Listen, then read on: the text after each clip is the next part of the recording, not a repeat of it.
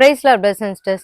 இன்னைக்கு ஒரு ரொம்ப ரொம்ப முக்கியமான ஒரு வீடியோ தான் பார்க்க போறோம். என்ன அப்படின்னா, அதாவது இதை வந்து விடுதலை ஏற்கனவே வாங்கினவங்களும் நீங்க பார்க்கணும். விடுதலை நான் எப்படியாவது ஆண்டவர்ட்ட நான் வாங்கிருவேன் அப்படின்னு ரொம்ப தீவிரமா இருக்கவங்களும் தெரிஞ்சு கொள்ள வேண்டிய ஒரு முக்கியமான சத்தியம். இது என்ன அப்படின்ற பத்தி இந்த வீடியோல நம்ம விரிவா பார்க்கலாம்.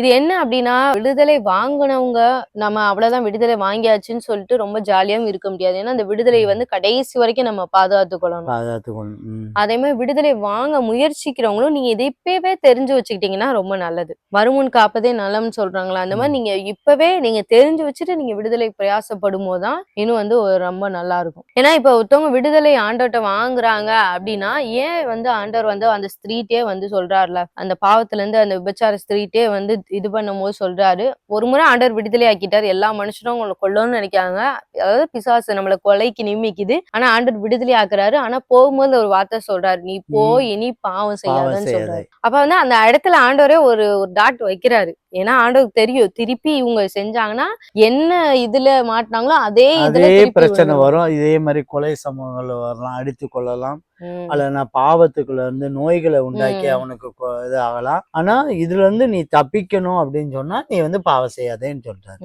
அதுல நாங்க வந்து எங்களுடைய லைஃப்ல நாங்க கண்ணால முக்கியமா கிறிஸ்தவங்க பண்ற தவறுகள், விடுதலை கஷ்டப்பட்டு வாங்கியும் அதை கடைசி வரைக்கும் தக்க முடியாம இருக்கவங்க, ஊழியர்களே நினைச்சா கூட அவங்களுக்கு ஹெல்ப் பண்ண முடியல.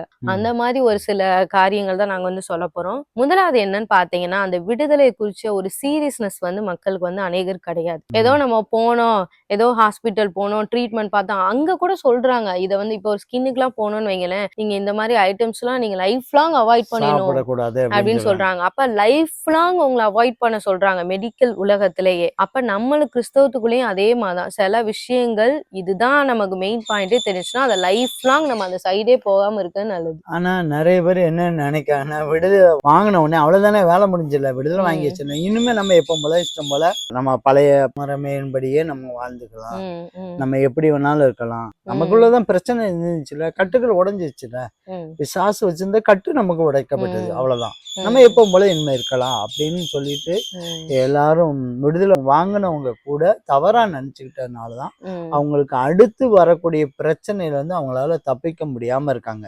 அதாவது ஒருத்தவங்க இப்ப குடியில இருந்து அவங்க ஒருத்தர் வந்து நல்லா ரட்சிக்கப்பட்டு ஆண்டவர் அவங்கள நல்லா தூக்கி ஒரு சந்தோஷத்தை கொடுத்து அவங்களுக்கு எல்லா லைஃப்ல ஆண்டவர் என்னென்ன ஆசீர்வாதம் தரணுமோ எல்லாத்தையும் தந்துட்டாரு. அந்த லெவலுக்கு நம்ம போனதுக்கு அப்புறம் திருப்பி அந்த குடியை பத்தி நினைச்சே பார்க்க கூடாது. ஆனா திருப்பி வந்து ஓகே, இப்ப நமக்கு ஒரு அளவுக்கு எதிர்பார்த்த எல்லா ஆசீர்வாதமும் ஆண்டவர் கிடைச்சிருச்சு, நீ என்ன லைட்டா நம்ம அந்த சைடு போய் சாய்வோம் அப்படின்னு சாயும் போது அநேகர் வந்து இப்படி நாங்க பார்த்திருக்கோம். அநேகர் வந்து அதாவது திருப்பி அவங்களுக்கு அந்த லைஃப்ல அவங்களுக்கு சான்ஸே கிடைக்காத மாதிரி வந்துருது, கிடைக்காம போயிருது. ரெண்டாவது, அந்த பழைய இடத்துலயே நம்ம சுத்திட்டு இருந்தாலும் அந்த பாவத்தினுடைய தன்மை வந்து இருக்கும். இப்ப நான் வந்து குடிப்பழக்கத்துல இருந்தேன்னு உங்களுக்கு எல்லாத்துக்கும் தெரியும். அதுல வந்து நான் விடுதலை ஆக்கிட்டேன். ஆனா திரும்ப திரும்ப திரும்ப அதே மாதிரி பெட்டி கடைக்கு போகும், பாரு கிட்ட போகும், அங்க இருக்க கடைக்கு போகும், நான் போய் திரும்ப திரும்ப அந்த இடத்துக்கு நான் போனேன்னு வைங்களேன், அந்த பாவத்தினுடைய தன்மை வந்து இழுக்கதான் செய்யும். அதனால நானே ஒரு தீர்மானம் பண்ணேன், நம்ம வேலை, வீடு, சர்ச்சு, இந்த 3 பகுதியை தவிர நம்ம எங்கேயும் போகக்கூடாது அப்படின்னு சொல்லி. இது வந்து பயந்துட்டு இல்லை, நம்ம எதுக்கு தேவையில்லாத ஒரு இடத்துல போய் நின்று அவங்க கதை பேசுற இடத்துலயோ, சிகரெட் அடிக்கிற இடத்துலயோ, தண்ணி அடிக்கிற ஒரு இடத்துலயோ ஸ்பாட்டுக்கிட்டே போய் நம்ம போய் நின்று நம்ம ஜீவத்தை கெடுக்க வேண்டாம் அப்படின்னா. அப்படியும் இந்த ரூபத்திலையும் கூட சில பேர் விடுதலை வாங்கின பிறகு கூட பழைய முறைமையின்படியே அதுல ஃபாலோ பண்றேன். அதான் முக்கியமா அந்த ஃப்ரெண்ட்ஸ், அந்த பிளேசஸ், நம்ம என்னென்ன அந்த பாவத்துல இருந்தோமோ அந்த மாதிரி இது வந்து நாங்க சொல்றது, இந்த மாதிரி பாவத்துல இருந்து வெளியே வந்தவங்களுக்கு நாங்க இப்ப ஃபர்ஸ்ட் சொல்றோம். ஏன்னா அவங்களுமே அநேகர் வந்து அதனாலதான் வாலிபர்கள்லாம் அநேகர் கேட்பாங்க, நான் வந்து ஒரு காலத்துல இந்த பாவத்தை விட்டு வெளியே வந்தேன், ஆனா திருப்பி நான் அதே இது பண்றேன் அப்படின்னு சொல்றாங்க. பழைய ஃப்ரெண்ட்ஸ் 1-2 பேர் கனெக்டடா இருந்துகிட்டே இருப்பாங்க. அவங்க சந்தர்ப்பம் பார்த்துட்டே இருப்பாங்க. என்னைக்கோ ஒரு நாள் உங்களை பாவத்துக்குள்ள தள்ளி விட்டுருவாங்க. அதான் பழைய ஃப்ரெண்ட்ஸுகளை அந்த உடன்படிக்கை தூர எடுத்துட்டு புதிய உடன்படிக்கை, புதிய நண்பர்களை உங்களை உருவாக்கி கொள்வது நல்லது. அதான் உங்களுக்குன்னு ஒரு சின்ன கோடு மாதிரி போட்டு வச்சுக்கோங்க. இந்த இதை தாண்டி என்னை யாரும் வெளியேற்ற முடியாது, இதுதான் நான் அப்படின்றத. அது கொஞ்ச நாள் எல்லாரும் வித்தியாசமா பார்க்கதான் செய்வாங்க. ஆனா நீங்க உங்களுக்கு நீங்களே இது பண்ணா மட்டும்தான். அதுக்கப்புறம் நீங்க எத்தனை ஊழியர்கிட்ட போனாலும் அந்த ஊழியரே நினைச்சா கூட உங்களை தூக்கி விட முடியாது. ஏசப்பாவே பாருங்களேன், அந்த காரியத்தை ஏன் சொல்லி அனுப்புறாருன்னா அவருக்கு தெரியும் அவங்க போய் திருப்பி அதே பாவத்தில் விழுந்தா எந்த அளவுக்கு பாதிக்கப்படுவாங்கன்றது தெரியும். அதனாலதான் அந்த இடத்துல ஒரு கொக்கியை போட்டுதான் அனுப்புறாரு. நீ போய் இனி பாவம் செய்யாதேன்னு வார்னிங் கொடுத்துதான் அனுப்புறாரு. ஆண்டவரே கூட திரும்ப ஆண்டவர்கிட்டே கொண்டாந்து அந்த அம்மா கொண்டாந்து விட்டாலும் அவரால் உதவி செய்யவே முடியாது. ஏன் ஓயாமே திரும்ப திரும்ப பாவம் செஞ்சதுக்கு நீங்க ஏதாவது பிரமாணம் இருக்கா அப்படின்னு தான் அவங்க கேட்பாங்க. கண்டிப்பா ஆண்டவரே உதவி செய்ய முடியாத சூழ்நிலை. இப்போ இதே மாதிரிதான் விடுதலை வாங்கிட்டு நீங்க திரும்ப திரும்ப திரும்ப அந்த பழைய முறைமையின்குள்ள நீங்க திரும்ப திரும்ப விழுந்துட்டே இருந்தீங்கன்னா நாங்களும் ஊழியக்காரங்களாக நாங்களும் உதவி செய்ய முடியாத ஒரு சூழ்நிலை ஆயிரும். இந்த இடத்துல 2 பேதுரு 2ஆம் அதிகாரம் அந்த வசனம் பின்னாடி நீங்க ஃபுல்லா படிச்சு பாத்தீங்கன்னா எல்லாமே நல்லா இருக்கும். 20ஆம் வசனத்துல இருந்து பார்ப்போம். கர்த்தரும் இரட்சகருமாய் இருக்கிற இயேசு கிறிஸ்துவை அறிகிற அறிவினாலே உலகத்தின் அசுத்தங்களுக்கு தப்பினவர்கள் மறுபடியும் அவைகளில் சிக்கி கொண்டு ஜெயிக்கப்பட்டால் அவர்களுடைய பின்னிலைமை முன்னிலைமையிலும் கேடுள்ளதா இருக்கும். இன்னைக்கு அநேகர் விடுதலை பெற காரணம் என்னன்னா அவங்களுக்கு விடுதலை கிடைக்காமலாம் கிடையாது. இயேசு கிறிஸ்து தினம் விடுவிக்கிறார். ஆனா இவங்க இந்த திருப்பி போய் சிக்கிறதுலதான் அவங்க பின்னிலைமை ரொம்ப கேடாயிடுச்சு. அவர்கள் நீதியின் மார்க்கத்தை அறிந்த பின்பு தங்களுக்கு ஒப்புவிக்கப்பட்ட பரிசுத்த கற்பனையை விட்டு விலகுவதை பார்க்கிலும் அதை அறியாதார்களானால் அவர்களுக்கு நலமாயிருக்கும். நாய் தான் கக்கினதை தின்னவும் கழுவப்பட்ட பன்றி சேற்றிலே புரளவும் திரும்பினது என்று சொல்லப்பட்ட மெய்யான பழமொழியின்படியே அவர்களுக்கு சம்பவித்தது. இப்ப நாங்களும் கூட விடுதலைக்கு எங்கள்கிட்ட வர கவுன்சிலிங்கோ விடுதலைக்கோ வர்றவங்களுக்கு எல்லாத்துட்டையுமே போஸ்ட் கவுன்சிலிங்கும் நாங்க ப்ரீ கவுன்சிலிங்கும் கொடுப்போம், போஸ்ட் கவுன்சிலிங்கும் கொடுப்போம். நீங்க அடுத்து நீங்க என்னென்னலாம் பண்ணணும் இப்படி எல்லாம் நீங்க இருந்தா மட்டும்தான் உங்களை தக்க வைக்க முடியும்னு சொல்லிடுவோம். ஆனா அதை ஃபாலோ பண்ணுவாங்களா அப்படிங்கறது ரொம்ப கேர்லெஸ்ஸா நிறைய பேர் வந்து ரொம்ப கேர்லெஸ்ஸா விட்டுருவாங்க. அதை ஃபாலோ பண்ணிருக்காங்களா அப்படின்னு சொன்னா எங்களுக்கு தெரியல. ஏன்னா தெரிந்தால் அவங்களுடைய வாழ்க்கையில இன்னைக்கு பெரிய இடத்துல அவங்க போயிருந்திருக்கலாம். அதாவது ஒரு சில நேரம் என்ன ஆகும் தெரியுமா, இந்த டாக்டர்ஸ்ட் எல்லாம் போய் ட்ரீட்மெண்ட் கொடுத்து அவங்க கரெக்டா சொல்லி அனுப்புவாங்க. அதை இவங்க வந்து கரெக்டா வந்து செய்யாம கடைசி அந்த டாக்டரை திட்டிட்டு இருப்பாங்க. அந்த மாதிரி கதையாயிரும். இவங்க நான் எத்தனை ஊழியர்ட்ட நான் இதோட போயிட்டேன், எத்தனை பேர் எனக்கா ஜெபம் பண்ணிட்டாங்க, ஆனா எனக்கு ஒண்ணுமே நடக்கல, இயேசுவே என்னை கைவிட்டார் அப்படின்ற லெவலுக்கு டாக்டரை திட்டாங்க. உண்மையா சொல்ல போனா அவர் அதுக்காக படிச்சுதான் வந்திருக்காரு. அவர் எதுக்காக உங்களுக்கு மட்டும் அவர் அப்படி செய்யணும்? அது கிடையவே கிடையாது. நீங்க அந்த ரூல்ஸ் வந்து கரெக்டா ஃபாலோ பண்ணும். இப்ப நாங்க சொல்றோம் அப்படின்னா இதுல 1000 அர்த்தம் இருக்கு. அதனால ஏன்னா நாங்க அதை பார்த்தனால நாங்க வந்து அதை சொல்றோம். ஒரு ஆவி விடுதலை வாங்கினா எதுக்காகங்கிற ஆணி வேற கண்டிப்பா அவங்களுக்கும் தெரியும். நான் அவங்ககிட்ட சொல்லிப்போம், இதனாலதான் உங்களுக்கு இந்த ஆவி வந்தது, இதை மட்டும் நீங்க செய்யாம நீங்க பாதுகாத்துக்கங்க, இதை பண்ணாம இருக்கணும்னா இப்படி பண்ணணும் அப்படிங்கிற விஷயத்த சொல்லிடுவோம். ஆனா இவங்க அதை ரொம்ப அசால்ட்டா இருக்கனால பிற்காலத்துல அந்த பாவத்துக்குள்ள விழுகிறதுக்கு நிறைய சந்தர்ப்பம் உருவாக்கி கொடுத்துறாங்க. இதுதான் காரணம். ஒரு முறை ஒரு சகோதரர் கூட ரொம்ப அதாவது அவ்வளவுதான் மரணம், அவருக்கு வந்து மரணம் நிச்சயப்பட்டுச்சு. அந்த அவரே முடிவு பண்ணிட்டாரு, அவங்க சொந்தம் பண்ணிட்டாங்க, அந்த ஏரியா மக்களும் சொல்லிட்டாங்க எல்லாமே இவரு அவ்வளவுதான் செத்துருவாரு, அடக்கம் பண்ணுவதற்கு என்னென்ன உண்டோ. ஏன்னா அந்த ஒரு சூழ்நிலை வந்துருச்சு. ஆண்டரும் வந்து கிருபையா வந்து அவருக்கு வந்து ஒரு விடுதலை. அது ஒரு செத்த ஆவியின்றிய கிரியை தான். அதாவது அந்த வீட்டுக்குள்ள வந்து முன்னாடி ஒரு ஆளை கொலை பண்ணிட்டாங்க போல. அந்த ஸ்பிரிட் வந்து அங்க இருந்திருக்கு. அதை ஆண்டர் வெளிப்படுத்தி ஆண்டர் வந்து அவருக்கு ஒரு பயங்கரமான ஒரு விடுதலை கொடுத்தாரு. அதாவது அத்தனை நோயில இருந்தோம், ஏன்னா அந்த ஸ்பிரிட் தான் அவருக்கு அந்த நோயை கொடுத்தது. அந்த நோயையும் ஆண்டவர் எடுத்து இவருக்கு அந்த அந்த அலக்களிப்பு எல்லாமே கம்ப்ளீட்டா வந்து டெலிவரன்ஸ் கொடுத்தாரு. இப்ப இந்த மாதிரி ஒரு டெலிவரன்ஸ் ஆகுறவங்களுக்கு நாங்க என்ன சொல்லி அனுப்புவோம்னா, நீங்க இன்னும் நல்லா வந்து ஆண்டவரை பிடிச்சு கொள்ளணும். அது வந்து மேபி அந்த வீட்டுக்குள்ளே இருந்திருந்தாலும் நீங்க அந்த இடத்துல போய் ஃபயரா இருக்கும் ஆண்டவருடைய நாமத்தை பண்ணி அந்த ஒரு அக்கினி இருந்துகிட்டே இருக்கணும். ரட்சிப்பின் கம்பீர சத்தம் தொனிச்சுக்கிட்டு இருக்கணும். ஆண்டவருடைய சமூகத்துக்கு அதிகமாக முன்னுரிமை கொடுக்கணும். வீட்டிலையும் சரி, சமூகத்துக்கு வர சர்ச்சுக்கு வர்றதான ஆக்டிவிட்டிஸ்லயும் நீங்க ரெகுலரா கண்டிப்பா இருக்கணும் அப்படின்னு தான் நாங்க அட்வைஸ் பண்ணி, அப்படி இருந்தால் கண்டிப்பா எந்த வளமே உங்ககிட்ட வராது அப்படின்னு சொல்லிதான் அட்வைஸ் பண்ணி அனுப்புவோம். அதே மாதிரி ஒரு கேள்வியும் கேட்டோம், ஏன் அந்த வீட்டுல வேற ஆட்கள்லாம் இல்லையா, ஏன் இவரை மட்டும் நீ பிடிச்ச அப்படின்னு கேட்கும்போது, இல்ல அவங்க வந்து பைபிள் எப்பயுமே படிச்சுட்டே இருந்திருப்பாங்க, அதனால என்னால அந்த உள்ள நுழையிறதுக்கு எனக்கு டிஸ்டர்பன்ஸ், அவங்களுக்குள்ள எல்லாம் எல்லாம் என்னால ஈஸியா நுழைய முடியல. அப்ப பாருங்க அதுவே ஆன்சர் சொல்லுது. பைபிள் நீ எப்பயும் படிச்சேன்னா நான் நுழைஞ்சிருக்க மாட்டேன். அந்த அந்த இதுக்கு அவருடைய சூழ்நிலைக்கு, ஏன்னா அவர் வந்து ரொம்ப பேசிக்கான இப்பதான் ஆண்டவருக்குள்ள வந்துட்டு இருக்க ஆள். அதனால அவருக்கு வந்து ஆண்டவர் அப்படி அந்த ஆன்சர் வந்து சொல்லிச்சு. அப்ப இப்படி இருக்க ஒரு ஆளு நம்ம வந்து இனிமே ஐயோ இனிமே வந்து நமக்குள்ள எதுவும் வந்துடக்கூடாதுன்னு சொல்லி பைபிள் ஜெபம் இதை விட்டு பிரியவே கூடாது. அதாவது நம்ம எப்படி நீங்க ரொம்ப கஷ்டமா நீங்க இந்த நினைக்கவே கூடாது. எப்படி 3 வேளை சாப்பிடாம நம்மளால இந்த நாளை நம்மளால ஓட்ட முடியாது. அதே மாதிரிதான் வேதத்தை படிக்காம ஜெபிக்காம என்னால இந்த நாளை நான் முடிக்க கூடாதுன்ற ஒரு தீவிரத்தை நம்ம வரணும். அப்பதான் இந்த விடுதலை தக்க வைக்கணும். இல்ல அப்படின்னா என்ன ஆகும்?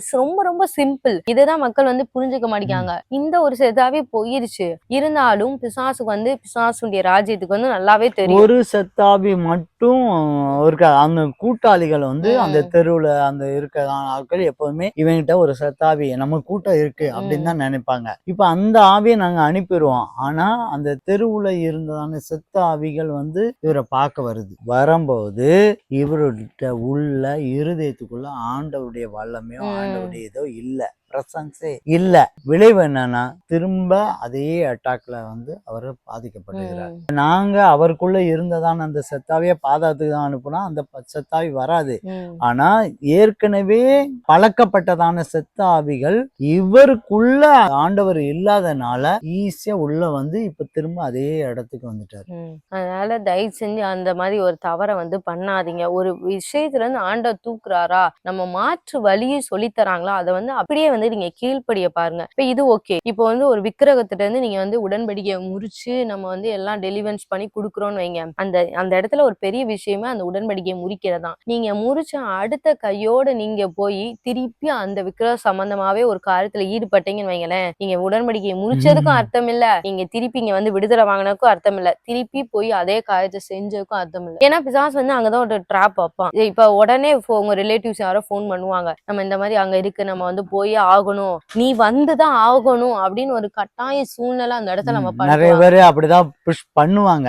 அது ஒரு ப்ரெஷர், அதுதான் ட்ராப். நீங்க தெரிஞ்சுக்கோங்க. இப்போ ஒரு மான் வந்து மலையில ஓடிட்டு இருக்கு, திடீர்னு வந்து கால் மாட்டிக்கிச்சு அந்த இதுல கண்ணில சிக்கிருச்சுன்னு வைங்க, நம்ம தூக்கி விடுறோம். அதுக்காக அந்த மான் வந்து துள்ளி ஓடிக்கிட்டு இருக்கு. அதுக்கப்புறம் கண்ணில இருந்து விடுதலை ஆக்குனதுக்கு அப்புறம் துள்ளி ஓடிட்டு இருக்கு. அதுக்காக திருப்பி அது கண்ணில மாட்டாதுன்னு என்ன நிச்சயம் இருக்கு? அதுதான் கேர்ஃபுல்லா தான் இருக்கணும், வேற வழி கிடையாது. இப்ப அதே மாதிரிதான் விடுதலையும். நீங்க மாட்டிருந்தீங்க ஒரு நாள், ஆண்டவர் தூக்கி விட்டுட்டாரு, இப்ப ஓடிட்டு இருக்கீங்க. அதுக்காக கண்ணியே உங்க பாதையில வராதுன்னு சொல்ல முடியாது. ட்ராப் நிச்சயமா வைப்பான் பிசாசு, இப்படிதான் வைப்பான். அதுலதான் நம்ம கேர்ஃபுல்லா இருக்கணும். அதுலதான் விழுந்தும் போறாங்க. அது முக்கியமா உறவினர்கள்ன்ற போர்வேல வரும், ஃப்ரெண்ட்ஸ்ன்ற போர்வேல வரும், விருந்துன்ற போர்வேல வரும், கூட உங்க குடும்பத்துல உள்ள உறுப்பினர்கள் மூலமா வரலாம், மனைவி, தகப்பனாரு, பிள்ளைகள் மூலமா வரலாம். இப்ப ஒரு சர்ப்பத்தின் அநேகர் சொல்லுவாங்க, எனக்கு வந்து ஒரு சர்ப்பத்தின் ஆவி விடுதலை தந்தாரு, ஆனா கொஞ்ச நாள் நல்லா இருந்தேன் பாஸ்டர், திருப்பி எனக்கு அதே சர்ப்பம் போராட்டமா இருக்குன்னு. ஆக்சுவலி என்ன அப்படின்னா, ஆண்டவர் விடுதலை தந்து உங்கள் பாதாளத்துக்கு அந்த ஸ்பிரிட்டை கட்டிருப்பாரு. ஆனா சர்ப்பம்ன்றது அநேக விக்கிரகத்தோட லிங்க் ஆனது ஒண்ணு.